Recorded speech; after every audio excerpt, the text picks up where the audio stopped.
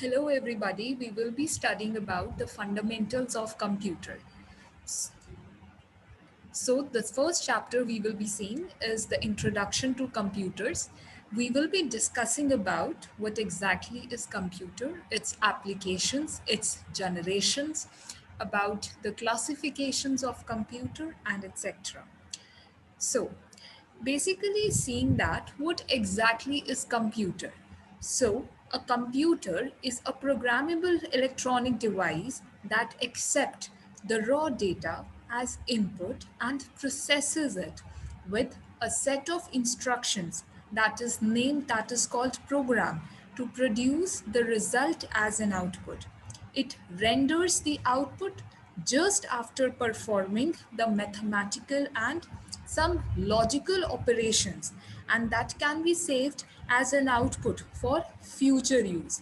It can process numerical as well as the non-numerical calculations. Now, basically, the term computer is derived from the Latin word, which is computere, which actually means that is to calculate. Now, computer is designed to execute the applications and provide a variety of variety of solutions through the integrated hardware and software component. Now it all works with the help of the programs, and everything in the computer that is represented by the binary digit. It computer also has a memory that stores the data and the program and result of the processing. What is the result of processing? That is the output only. Okay, so and also the component of a computer, such as machinery, that includes wires, transistors, circuits, hard disk, they are known as hardware. And whereas the program and the data, they are called as the software. And I think you must be knowing that who was the father of the computer. So the Charles Babbage was the father of computer, and it is believed that the analytical engine was the first computer which was invented by him, that is Charles Babbage, in 1837. So that analytical engine used the punch card as read only memory. Okay. Now here it is written that only that in a simple term what we can say computer, it is basically simple an electronic device only which accept the data and perform whatever the required mathematical and logical operations at a very high speed and outputs the result. That is basically in simple terms we can say that only. So moving ahead, what is data and information? Now, you must be knowing that we often use this term data. Now, what exactly is this data? So, the data can be defined as a representation of some fact, some concept, or instruction in a formalized manner which should be suitable for communication, for any interpretation, or processing by human or any electronic machine. Now, how can the data be represented? Data can be represented by with the help of characters such as the alphabets. A to Z alpha. We can use any alphabets, caps or the small alphabet. We may use the digits and or any special characteristics. All right. Now, what is information then? Information is basically the processed data on which the decisions and the actions are based. Now, for example, let your date of birth be 12th December 1992, or let it be the date birth of any particular student. Now, this date of birth, that is 12th December 1992, is a fact, is a raw fact or a figure which we cannot change, which nobody can change. Right, so this is termed as data.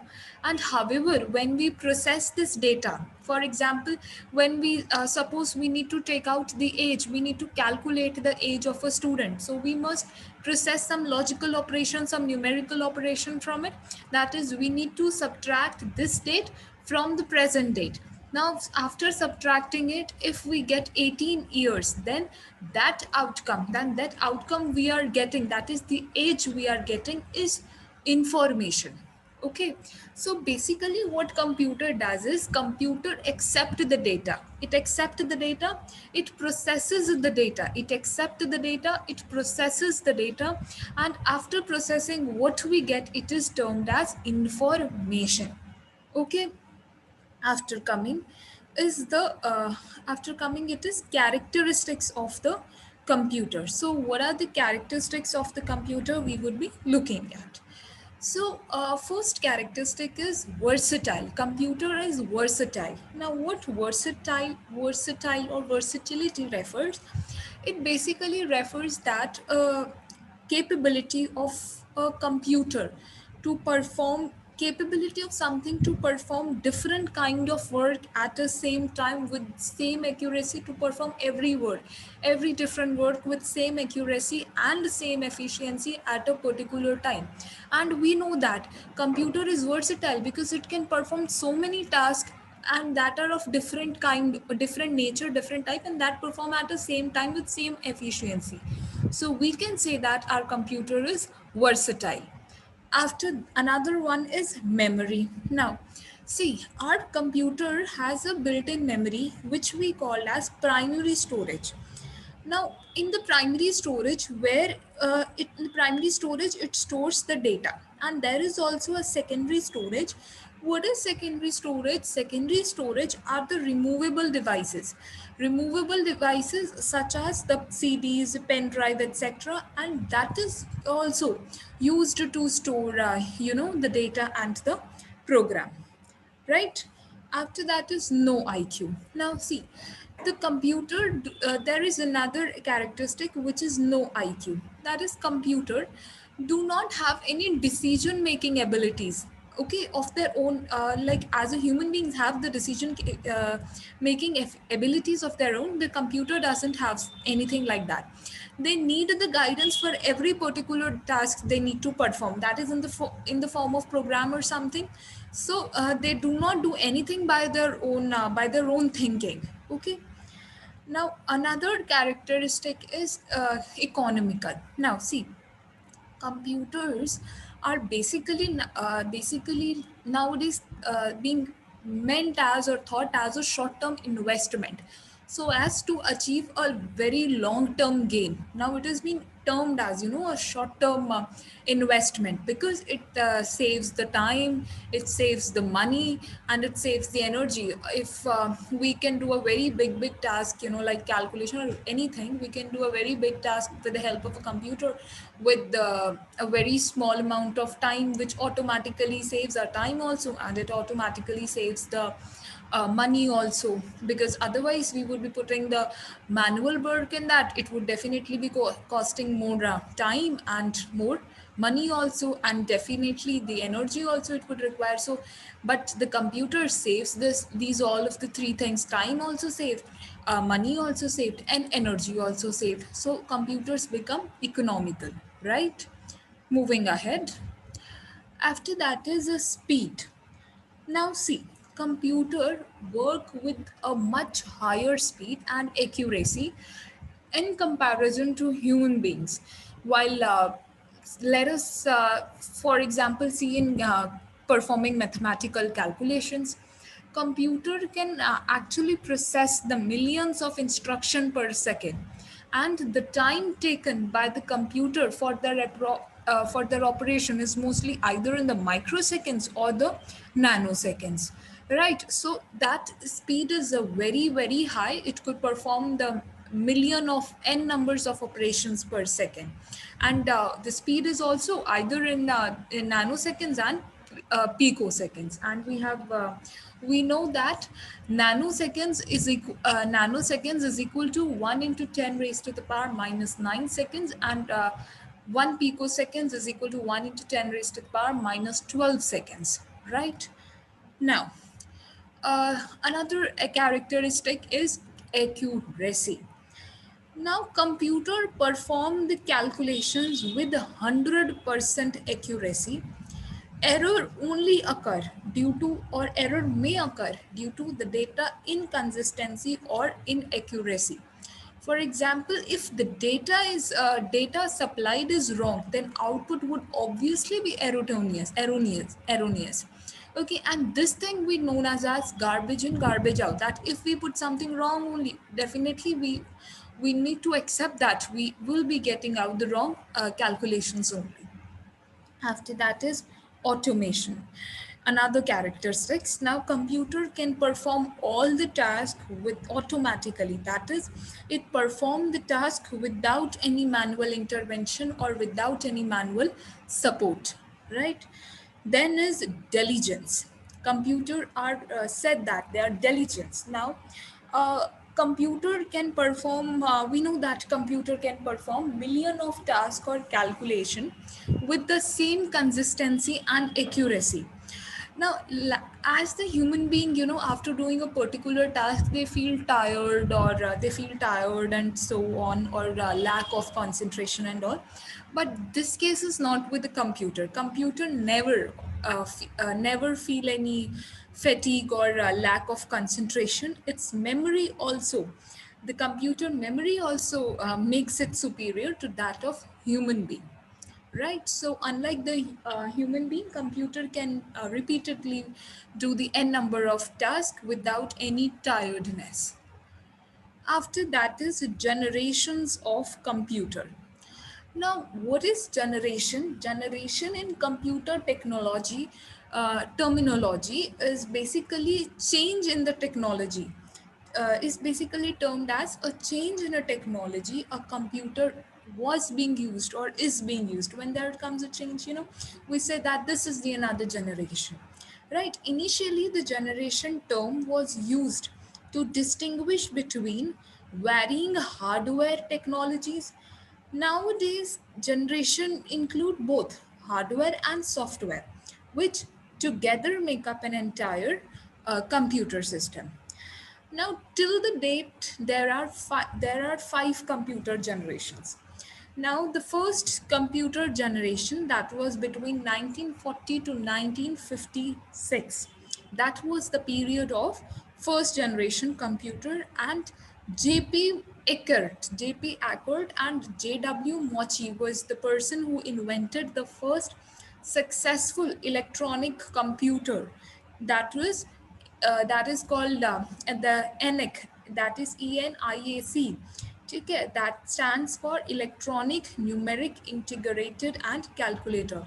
Few other examples are there, and these UNIVAC and ENIAC are the primary example of these devices. Now, looking on that, what were the advantages of these computer? Obviously, there would be one or some advantage of that.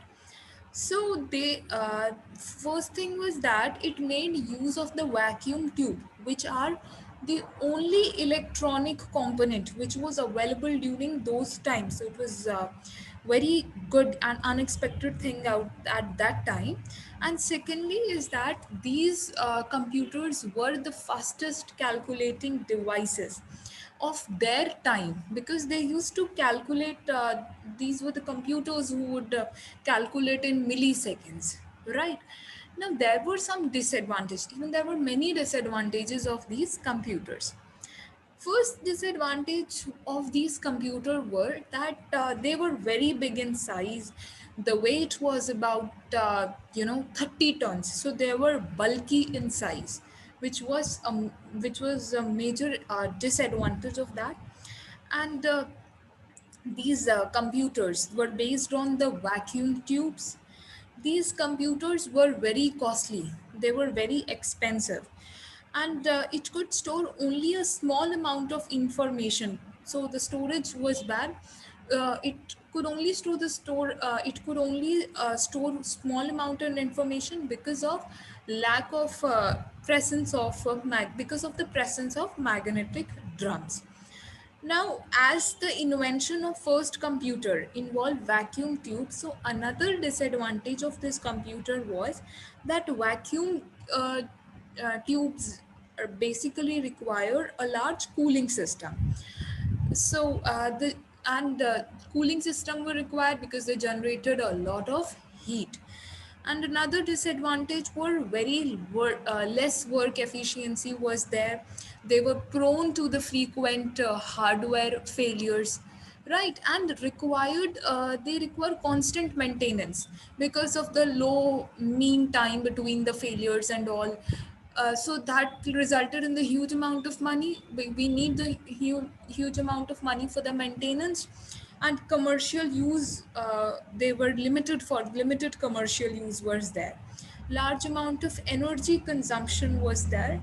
And they were not reliable and they were not reliable, and for that we need the constant maintenance all the time. So there were many disadvantages. So after that, second generation's computer came. Now, 1956 to 1963 was the period of second generation computer. The second generation computer were based on transistors instead of vacuum tubes. You know, the first generation computers were based on vacuum tubes. So instead of the vacuum tubes, they were based on transistors. Okay, and a few of the examples of the second generation computer you can say is IBM 7094 or Honeywell, right? And there are many more example you could search for. Now, we would be looking on to the advantages of this generation, second generation. Now, first thing was they consumed very less electricity, which emerged as a very good advantages, and in comparison to the first generation computer. Heat generation was less, whereas we saw that in first generation we used to require the cooling system and all, because there the lot of heat was generated. Now, due to the presence of transistors instead of the vacuum tube, the size of electron component was decreased. Electron component size was decreased, and which resulted in reducing the size of a computer as compared to the first generation computer. So they were comparatively much bulkier, right? Less energy, and they didn't produce heat as much that first generation produced. Okay, and another advantage was they were better speed was there, that it was faster and it calculate the data in microseconds. They were cheaper, they were smaller in the size, and they were better, more reliable. They were, and also better portability was there. The second generation computer was they could be programmed in using the assembly language and high level languages. And also these computer had the primary faster primary memory and a larger secondary memory. We saw that in first generation there was a problem of storage. We didn't have a big space for storing the information, right? Now, what were the disadvantages? Now, first disadvantages were that they were manufactured using transistors. So that had to be assembled manually. Transistors need to be assembled manually. This made the commercial production of the computers difficult and expensive. This thing made the computer very difficult and expensive. And here again a cooling system was required, and the constant maintenance was required. Only this can be used for specific purposes. After that is third generation computers. So between the 1964 to 1971, that was the period of the third generation computer. And these computers were based on integrated circuit. IC was invented by this integrated circuit was invented by Robert Noyce and Jack Kilby in 1958 to 1959. And integrated circuit was a single component containing number of transistors. And what were the examples? Let me list down some few examples. There were a PDP-8, IBM 360, ICL 2900. Right. So there were many, there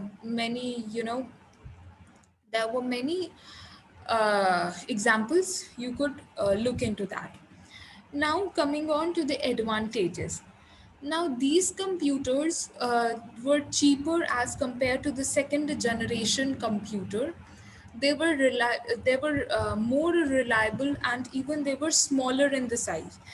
They were fast in comparison to the previous one. Again, it could perform the 1 million transactions per second, so they were relatively very fast. They large The primary memory and the secondary memory was fast and large. That these computer was widely used for the scientific as well as the business application. Right. I see not only reduce the size of the computers, but that also improves the performance of the computer as compared to the previous one. Right. And instead of the punch cards, mouse and keyboards were used as an input. Again, these they used an operating system for better resource management, and used the concept of time sharing and the multiple programming. Okay, and another advantage was that yeah, we saw right now that they supported the time sharing operating system, and the standardization of existing high level languages and invention of new high level languages happened here. Now, there were some disadvantages also. Now, what are the disadvantages? Now, first disadvantage was that these computers were difficult to maintain. These are basically the integrated chips were difficult. Chips were difficult to maintain. The highly sophisticated technology required for the manufacturing of the IC integrated chips, and air conditioning was required because they used to get heated very quickly. So this was again a problem. Coming on to the fourth generation of the computer. So it is in between the 1971 to 1989 was the period for the fourth generation computer. Now this technology was based on the microprocessor. This generation of computer was based on the microprocessor. A microprocessor is used in a computer for any logical and arithmetic function to be performed in any program.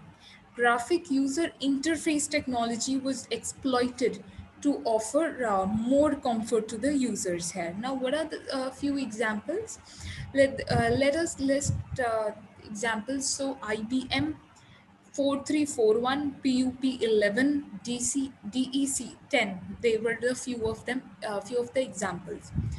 Now looking on to its advantages.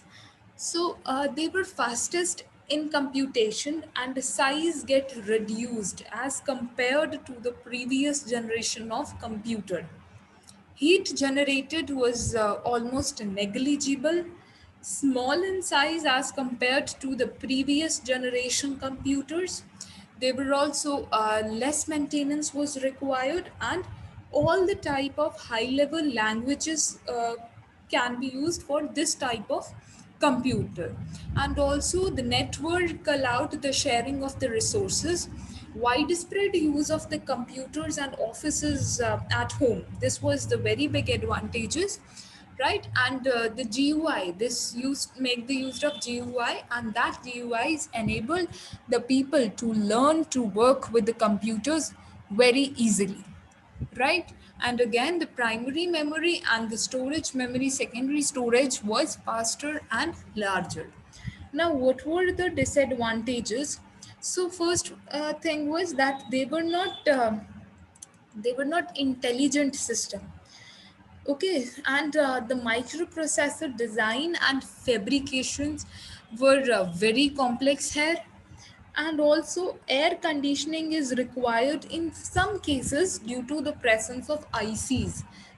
Okay, now we cannot say that in all the systems it was required, air conditioning was required, but in some of the cases, the air conditioning was required. Advanced technology was required to make them. Next, coming on, next is the fifth generation. Fifth generation period of the period was 1980th onward. Now this generation was based on artificial intelligence. You know what was the aim of the fifth generation computer? uh, so let me tell, the aim of the fifth generation computer was to make a device which could respond to natural language input, and they were and capable of learning and self organization. Okay, and one more thing, this generation is based on ULSI, that is ultra large scale integration technology, which resulted in the production of microprocessor chips having a 10 million electronic component. And what are some of the examples of fifth generation computer? So we can easily tell, you know, the desktop, the laptop, the notebook, the Chromebook, Ultrabook. These are the examples. Okay, now here is given that gaming. First thing is gaming. Now these computers are programmed to play the game such as the check and the checkers. Okay, and the most recent example of such gaming system include the PlayStation, that is by Sony. You know that how famous it is. After that is expert system. Computer are programmed to take the decisions in the real world. Okay, we thought we know na that and earlier that they don't have no IQ and all. Now here the computer are such programmed that they could take the decisions in the real world situations. Again, the natural languages computer are programmed so that they are able to understand and respond to the human languages. Also, the next is neural network. What basically in this system are programmed to simulate the intelligence by reproducing the physical connection that take place in animal brains, right? After that is robotics. So computers here are programmed to look, listen, and react to other sensory stimuli, almost act like a human being only. Okay, so there were many advantages. There are again many advantages of these fifth generation computer. You all must be knowing that they are more reliable and work faster. They are available in different sizes and unique feature, and it provide the computer with more user friendly interfaces with multimedia features. And what are the disadvantages? Can anybody tell? So the disadvantages are they need very low level languages, and they make the human brain dull and doomed. Huh? Okay. So now coming on to the classifications of computer. So basically the computer was classified into four categories, that was supercomputers, mainframe computers, mini computers, microcomputers. Now they were classified into four categories.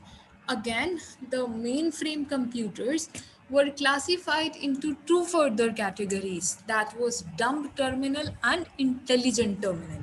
Okay, wait a second.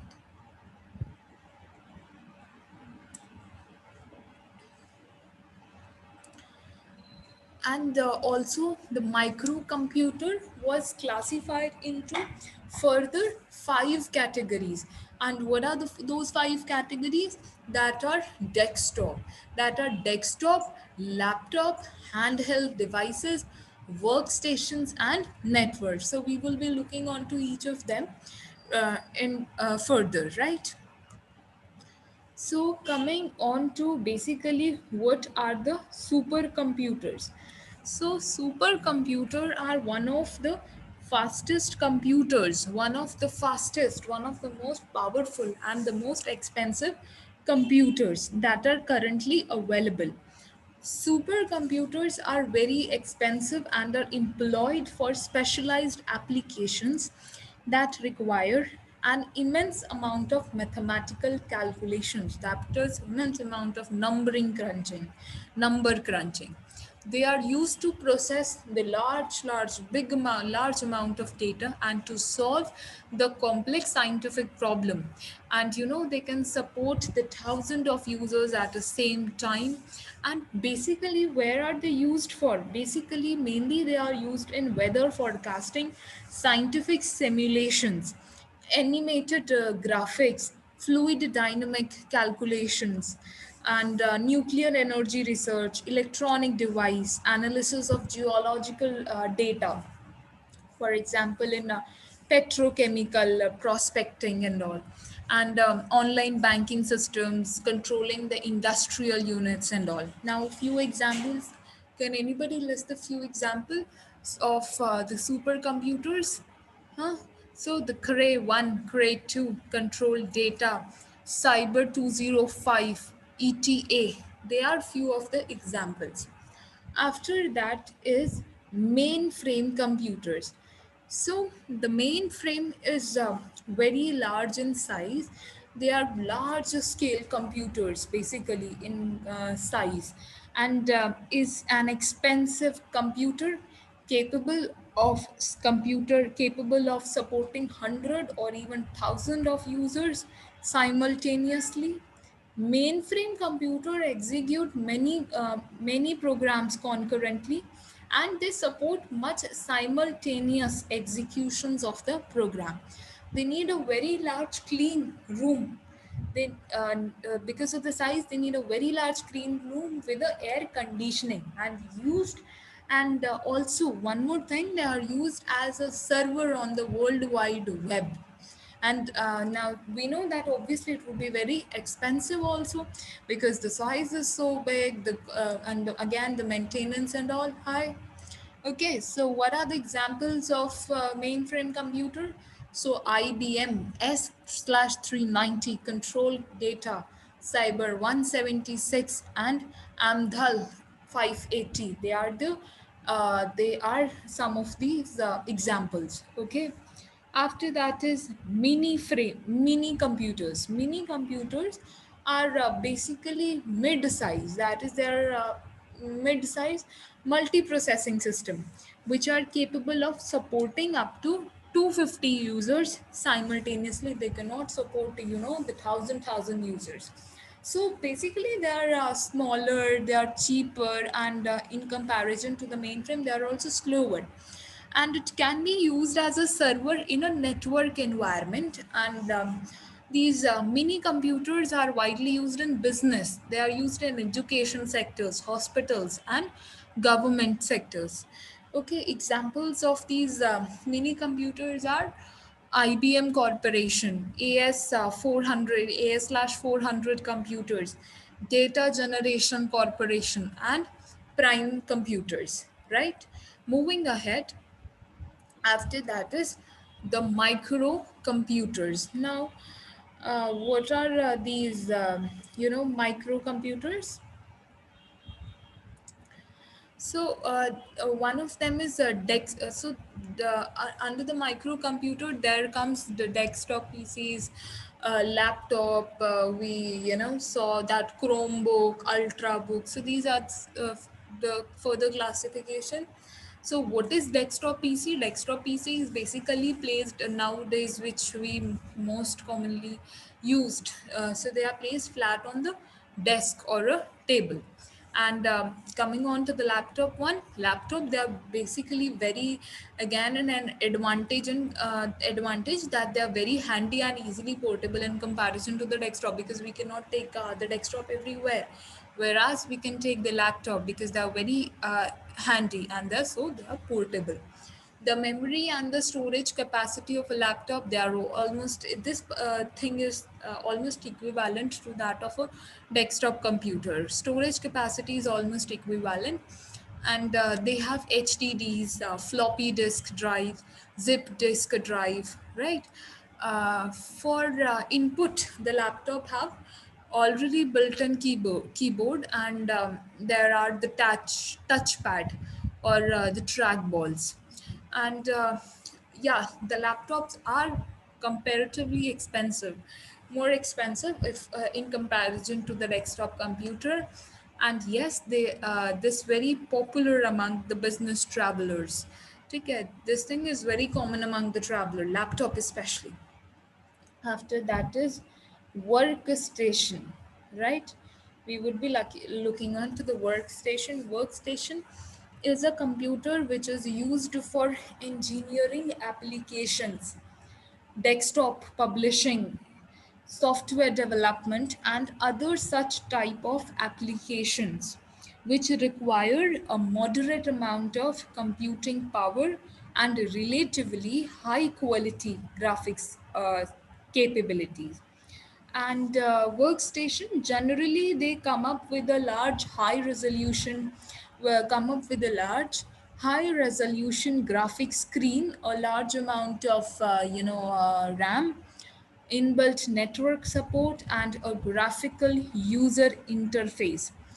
And one more thing, see, the most workstation also have a mass storage devices such as a disk drive, but a special type of workstation which we called as a diskless workstation that comes up without a disk drive, right? So some features are in this all are as the PCs also, but they are but in comparison to the high processing speed is there. And again, a single user computer, and it can be used as a server in a networked environment. Okay, now coming on to the network computer, having they have the less processing power, and the memory, the storage thing, they are designed so that they can be used as terminals in a networked environment.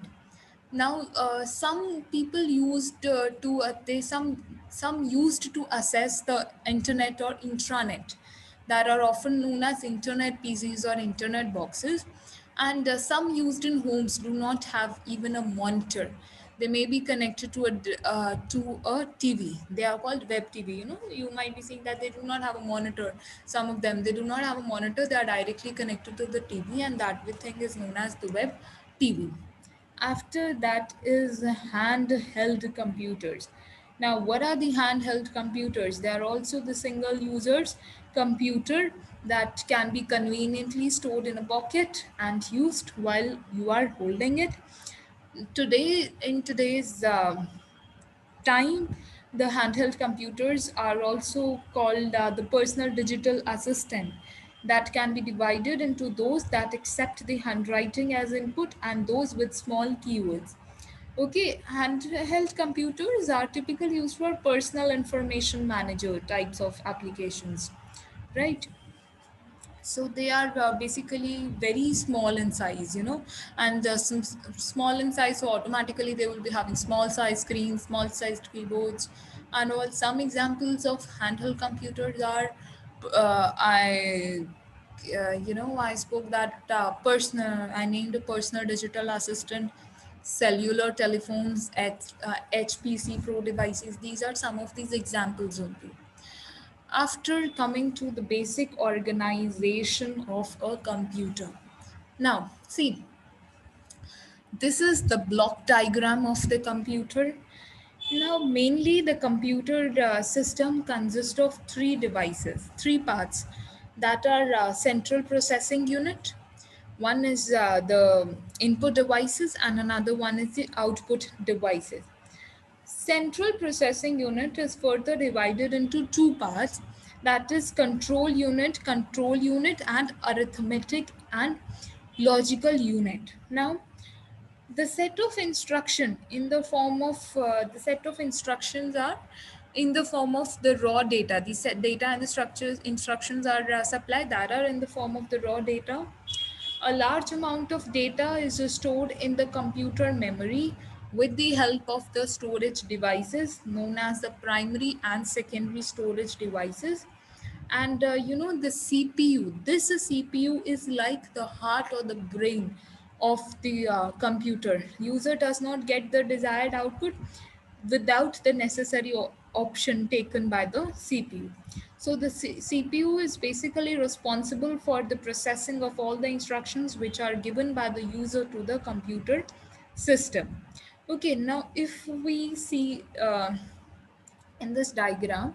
So the data is entered through input devices such as the keyboard, mouse, and etc. This set of instruction is processed by the this set of instruction is being processed by is processed by, and then the computer system gets the output. Now the computer show the output with the help of output devices such as monitor, printer, etc. Okay, now we would be looking on to the two parts that we know now that CPU contain two-part control unit and arithmetic logical unit. So basically what does this control unit do? Control unit control all the activities or the operations which are performed inside the computer system. It receives the instruction on information directly from the main memory of the computer. Now, okay, and when the control unit receive an instruction set of information, which when it receives an instruction set or an information, it convert the instruction set to control signal, and then these signal are sent to the central processor for further processing. The control unit understands which operations to execute accurately, and in which order. Now, what is about the arithmetic and the logical unit? The arithmetic and logical unit, it is basically the combinational digital electronic circuit which perform arithmetic operations on integrated binary numbers. It present the arithmetic and logical operations. Output of with the ALU will change asynchronously in response to the input. The basic arithmetic and bitwise logic functions are supported by ALU, right? Okay. So now, what is input? If we see, what is input? Input represent the input data. It is the process of entering the data and the instructions, which are known as the programs, into the computer system.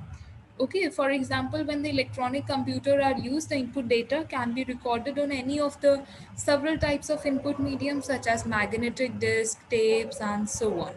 Right? What is after that is the storage. Now, what is in storage? The process of saving the data and instructions in the computer permanently so that it can be used for processing. Computer has two type of storage devices. Number one is the primary storage, or it can also known as the main memory, and another one is the secondary storage, which is also said as the secondary or the auxiliary memory. Now, what is a main memory or the primary memory? It is the main memory, random, the RAM, that is random access memory, is the main memory of the computer system. The main memory is used to store the operating system software, application software, and other information. The RAM is one of the fastest, and it allows the data to be readable and writable. Okay, so this basically primary storage, it is only the storage area which is directly accessible by the CPU at a very high speed. Coming on to the secondary memory or the secondary storage. So here we can store we can store the data and information on a long term basis in the secondary memory. The hard disk and the optical device disk are the common secondary devices. It is a slow and cheap memory in comparison to that of the primary memory. This memory is not connected to the processor directly. Okay, it has a large capacity to store the data. Okay, and this supplements that the secondary storage supplements the limited storage capacity of the primary storage because it has the many the large number of space. Okay, another one is the processing. We would be looking onto the processing. So basically the processing of performing the operations on the data as per the instructions specified by the user. In this step, the input data is changed to produce the data in a more useful form, we can say. For example, paychecks can be calculated from the time cards, or summary of sales for the month can be calculated from the sales order, right? So this is basically processing. What is output? Output is the process of the result of preceding processing step is collected here, and the particular form of the output data depends on the use of the data. For example, output data may be the paycheck for the employees or whatever. Right, and suppose we have calculated the date of birth, the age from the date of birth, so the age may be the output here. So basically, this is the process of giving the result of the data processing to the outside world. Outside world means external to the computer system. After that is control. So it is the central nervous system of the computer, which manages and control all the other computer. Basically, the heart of the computer system. After coming on to the applications of the computer system. See, computer play a important role in every field of the life. We know, we have realized they are used everywhere in homes, business, educational institutions, research organizations, medical fields, government offices, entertainments, etc. Now, these are some of the applications listed of the computer. You can see that word processing, internet. In the astronomy it is used. In the online banking it is used. So let me tell you, basic where are they used. See, in home, computer can be used for several purposes like online bill payment, watching the movies, playing the games, shows at homes, home tutoring, social media, playing the, internet access. Okay, they provide communication through electronic mail. They help to avail the work from home facility for corporate employees. Okay, computer help the student community to avail the online education. And if we look into the medical field, so computers are used in hospital to maintain a database of the student. They history database history के लिए they are used. A diagnosis for the x-rays and the live monitoring of the patients. Nowadays we are seeing that in the corona time also the patient were monitored through the use of artificial intelligence by the computers or the laptops only. Okay, virtual reality technologies are also used for the training purposes. It also helps to monitor the fetus inside the mother's womb. Okay, in the ultrasounds and all. Okay, coming on to the entertainment part. So the computer help us to watch the movies online, to play the games online, act as virtual entertainer in the playing games, listening to a music, etc. Okay, now the people, so MIDI instruments greatly help the people in entertainment industry in recording music with the artificial instrument. Videos can be fed from the computers to full screen televisions. Photo editors are available with fabulous features. In If we look into the industrial sector, so the computers are used to perform the several tasks in industries like managing inventory, designing purpose, and creating the virtual sample products, interior designing, video conferencing, etc. Nowadays, online marketing has seen a great resolution in its ability to sell various products to inaccessible corners like interior or the rural areas. The stock market have seen phenomenal participation from different levels of the people through the use of computers. Now, if we look into the education field, so the computers are used in education sector through online classes, online examinations, referring ebooks, online tutoring. This honor helping in increasing the use of audio visual aids in the government field. After that is government. In government sectors, computers are used in data processing, maintaining a database of citizens, and supporting a paperless environment. The country defense organization have greatly benefited from computers in their use for missile development, satellites, rocket launches. And the banking sectors, the computers are used to store, the details of computers. And there are so many applications that you could look here. Many are written, and even you can search for the internet. Okay, so thank you, and I wish you to have a nice day.